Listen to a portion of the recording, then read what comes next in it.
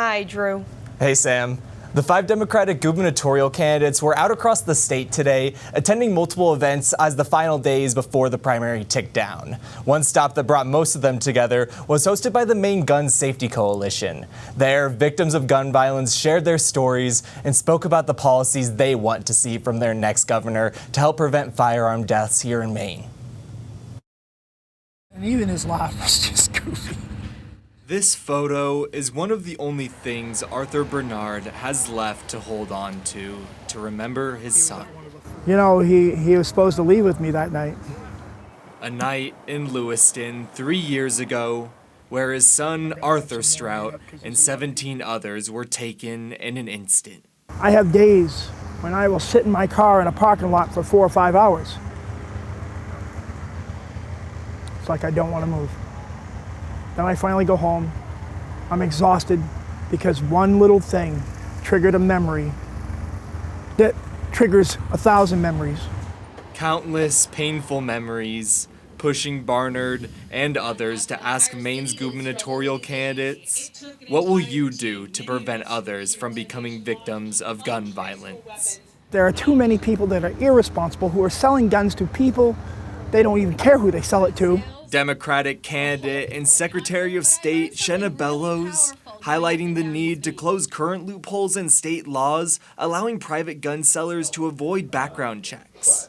We don't have accountability for people who sell firearms or allow children to get firearms, and then that leads to murder or to suicide.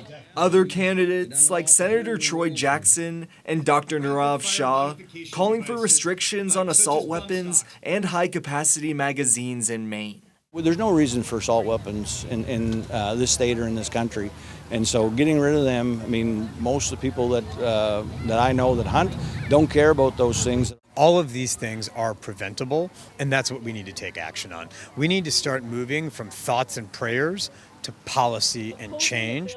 But former Maine Speaker of the House, Hannah Pingree, also argues it's just as important to look at ways to better enforce our state's red flag law. As governor, we need to coordinate with our courts, our public safety officials, our mental health providers to make sure that that law really works. And while some of the ideas make him hopeful, Barnard says the most important thing for Maine's next governor is to be thorough with the laws they enact. These are laws that affect everyone. Safety for everyone. Now, after that gun violence rally, those 4 Democratic gubernatorial candidates also made their way to Hallowell for the town's Pride Parade. There, they were joined by fellow Democratic gubernatorial candidate Angus King III, along with 3 of the 4 Democrats challenging Paul LePage for Maine's 2nd Congressional District seat. While they may be competing against one another, Jordan Wood, Paige Loud, and Matt Dunlap all agreed on one thing. Members of Maine's LGBTQ+ community need stronger protections. The candidates pointed to what they call attacks on trans youth from the Trump administration and state lawmakers. They also outlined policies they say would help safeguard the rights of queer Mainers. Something I want to focus on in Washington is passing the Equality Act and the Trans Bill of Rights to make sure queer and trans people have all the protections they need at house, in their homes, workplaces, out in the community.